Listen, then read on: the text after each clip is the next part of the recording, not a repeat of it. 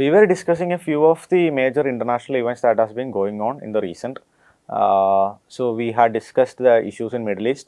Then we had also discussed the crisis in Ukraine. So in this series of events important from an international relations point of view. So today we will be discussing the Sudan crisis that has been there in the newspaper in the last week. So let's read the news article. Sudan's army claims control of major highway linking Khartoum to El Obeid. Okay, so Sudan's army has regained control.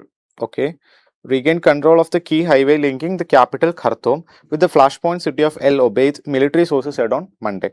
The rival paramilitary Rapid Support Forces or the RSF have for months amassed troops around El Obeid, attempting to encircle it ahead of an apparent large-scale assault. So from here itself you can know that there are two different groups that are there fighting there in Sudan. The first one is Sudanese army and the second one is Rapid Support Force or the RSF. So we will be looking into why these people are fighting and what is this RSF. Okay.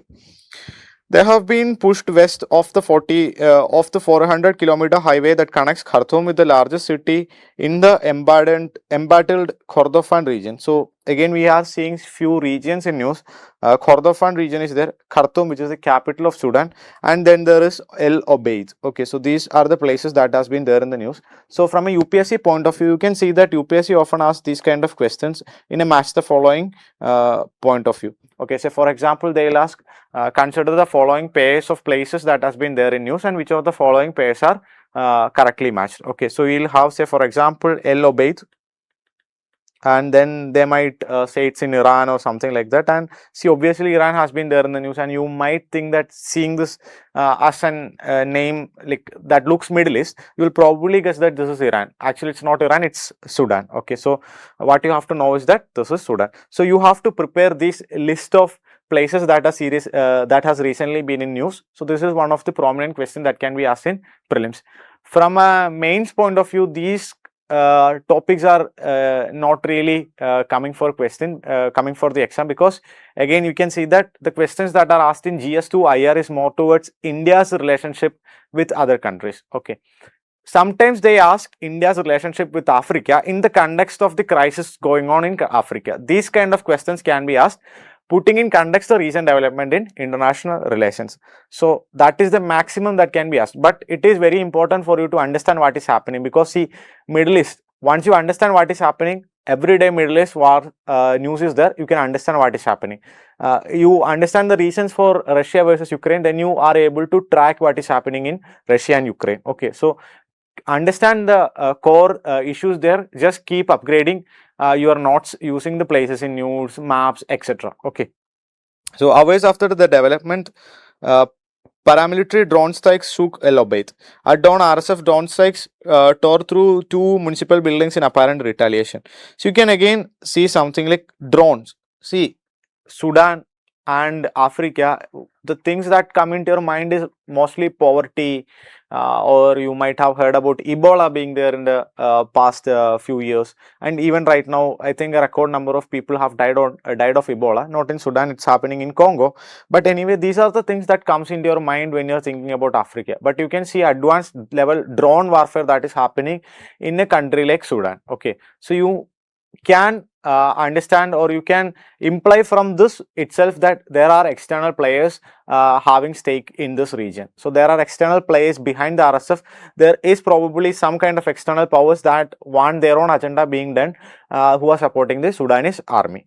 Okay, we will discuss that. Anyway, El Obeid lies at the key crossroads. Its north-south highway runs from Khartoum to Kordofan, while its east-west highway connects RSF strongholds in Darfur region to army-controlled central and eastern Sudan.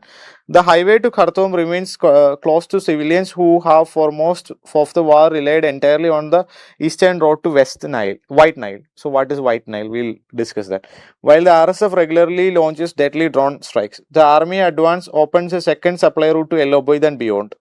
The war between the army and the RSF, former allies before they fell out in the power struggle, erupted in April 2023 and has since killed over 2 lakh people, aid workers estimate. It has also created the world's largest displacement and hunger crisis with over 33 million in humanitarian aid. So you can see that this is something that the UN has recently described as again the worst humanitarian crisis that the world is facing right now. So almost 33 million people have been displaced, 2 lakh people have been killed just because two different organizations within the same country, one is the army and the one is the paramilitary organizations, are actually fighting, and they are fighting like they are born enemies. They are fighting like India, Pakistan is fighting. They are fighting within the country, and this is actually now a nightmare for the citizens in that region. Okay, so let's see what this is. So what is happening in Sudan? Sudan plunged into a civil war, as already mentioned, in April 2023 after a vicious struggle for power broke out between its army and the powerful paramilitary group, the RSF.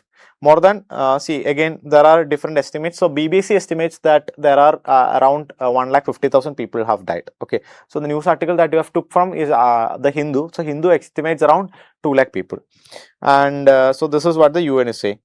It is the largest episode in bouts of tension that followed the 2019 ousting of the long-serving President Omar al-Bashir, who came to power in a coup in 1989. So, who is Omar al-Bashir and what is the role of RSF and the army? We will see. There were huge street protests calling for an end to its near 3-decade rule, and the army mounted a coup to get rid of him. A joint military civilian government was then established, but that was overthrown in another coup in October 2021. See, if you see the person that is mentioned in the news, the president Omar al-Bashir. Okay, so the president Omar al-Bashir has been a dictator, just like how Bashar al-Assad was there in Syria. So Omar al-Bashir is actually an Arab, and again this is all comes down to ethnicity. So Omar al-Bashir had some troubles in this region known as the Darfur region. Okay, so Omar al-Bashir came to power, but he had resistance from Darfur, which was a place of multiple tribes. I exactly don't remember the names of the tribes, but it is not really an Arab dominated area. Okay, so what Bashir did is that so he brought in, or he started a new kind of militia that started attacking these non-Arab tribes in the Darfur region. Okay, so this organization that or the militia that supported him, it was called the 𝐮𝐻𝐻𝐸d militias. Okay, 𝐮𝐻𝐻𝐸d militias. So 𝐮𝐻𝐻𝐸d militias conducted one of the worst human rights and genocide ever known to mankind in the Darfur region at that time, and they indiscriminately killed and they indiscriminately launched different kinds of attack, be it sexual attack towards women, be it attack on children. So they had this indiscriminate attack on conducted on the Darfur region. So this Darfur region has always been a stronghold, or always been made a stronghold for the 𝐮𝐻𝐻𝐸d militias. So once Omar al-Bashir he got his power consolidated and the 𝐮𝐻𝐻𝐸d militias were no longer needed, he wanted to bring them into the legitimate fold. Okay, so he brought in, or he renamed the 𝐮𝐻𝐻𝐸d militias and he made it to his special protection force as a paramilitary organization, and he called it the RSF. Okay, so it is the erstwhile 𝐮𝐻𝐻𝐸d militias that has been rebranded as a legitimate part of the government, and it was named RSF. So you have the army there, less like all the countries have, and there is also the paramilitary, the RSF. So it is these two people who actually conducted a military coup after there was a large scale public protest against this president, and then these two people, they thought that they will be ruling together.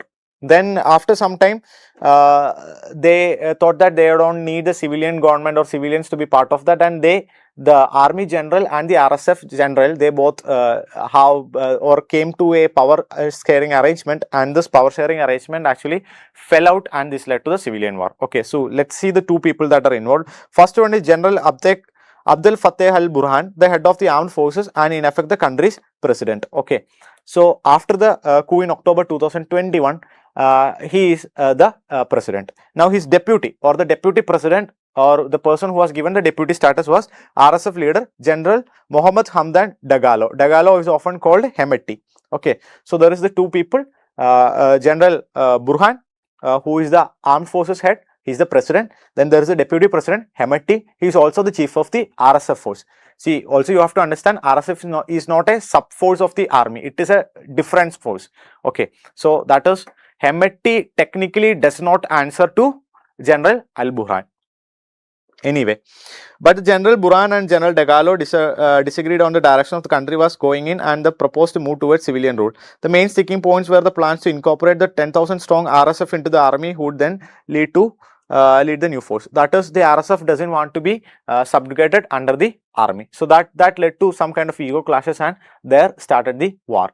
And as we already told you, RSF was formed in 2013 from the origins of the Janjaweed militias. 𝐸𝐸 has built a powerful force that has intervened in conflicts in Yemen and Libya. So, Janjaweed militias or the RSF, they have been also fighting in different wars beyond the borders of Sudan. Okay, he also controls some of Sudan's gold mines and allegedly smuggles the metal to UAE. So now you see the other powers coming into play. So the Darfur region or the region under the RSF control, they have a lot of gold mines, and UAE wants the gold from that region. Now UAE supports the RSF, UAE gives drones for them, UAE gives funding for them, UAE gives weapons for them. So UAE has been the supporter for RSF. UAE supports RSF, and there has been reports that it has been China who has been supporting the UAE from its back. Okay, or China supporting the RSF via UAE. It's all unconfirmed, but UAE has a direct stake there.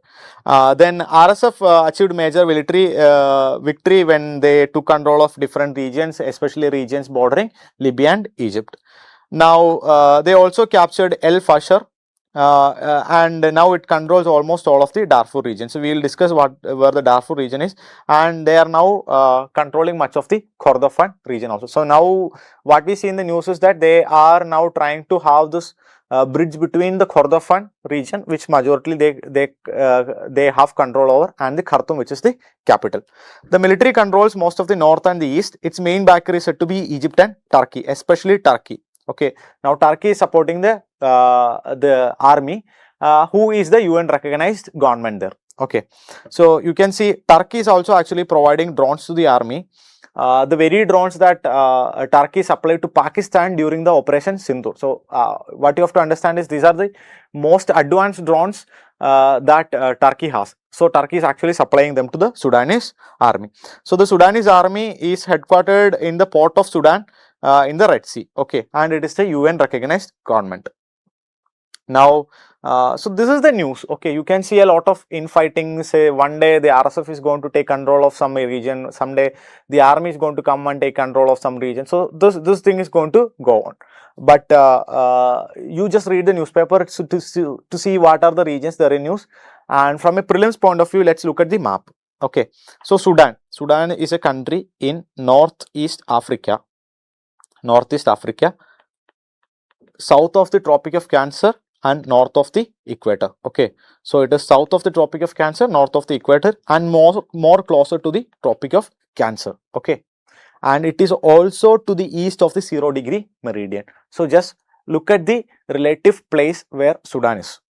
Then let's look at the neighbors that Sudan has. Sudan has direct borders with the Red Sea, Egypt, Libya, Chad, Central African Republic, South Sudan, Ethiopia and Eritrea.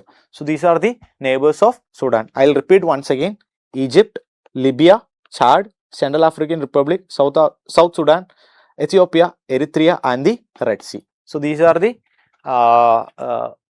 geographical placing of Sudan in the map. Now let's see the important places and the important regions in Sudan. See, Sudan has two important rivers flowing through them. First one is the Blue Nile, which originates in Ethiopia and it flows through Sudan, and it joins another branch of Nile which comes from the Lake Victoria, and thus is the White Nile. And White Nile and the Blue Nile joins Sudan in its capital Khartoum.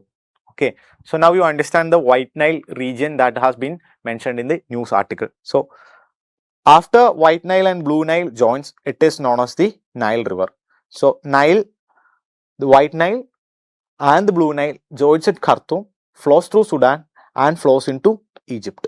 Okay, then there are a few important mountains: the Nuba Mountains, the Mara Mountains, and then there is the Nubian Desert very close to the Red Sea, and you can see the Darfur region which has been mentioned in news. So we already learned about 𝐓𝐴𝐻 and 𝐿𝐿. Okay, so we'll discuss the other places also. So remember, we studied Mara Mountains, Nuba Mountains, Nubian Desert and Darfur region. Also the capital Khartoum, which is the confluence of the White and the Blue Niles. Okay. Now, so this is mapping. So you can see the regions now, right now. So this is the region. The east and the northern part is controlled by the army, and the region, this is Darfur. So you can see this is Darfur. So this region, this is Darfur, and this is Kordofan. Okay. So these regions are now under RSF control. Okay. And this is the Blue Nile region, the region through which Blue Nile enters Sudan. And then there are other militias, other armed groups also. So these are mentioned in the yellow color. So you have to understand that even the RSF region or Sudan is not one country having one particular ethnic group. It has a majority different ethnic groups. So you have the RSF, which are majorly Arab. Then there is Arab, which is RSF. Then there is the army. Army is more of a blend of many different ethnic tribes in the region, and then there are other tribes in this regions also. Okay, so you will see some updations on what is happening in this region. So remember these regions. We studied 𝐓𝐴𝐻, 𝐿𝐿, Darfur, Khartoum, then Kordofan. Then we studied where Sudan is located with respect to the Tropic of Cancer, the equator and the 0° meridian. Then there is also that the Sudan has a direct opening to Red Sea. So these are the important things that you have to know. So always just read whatever is coming in the newspaper in the coming days. Okay, so that's all about the updation on what is happening in Sudan. Thank you. Amrita IAS Academy.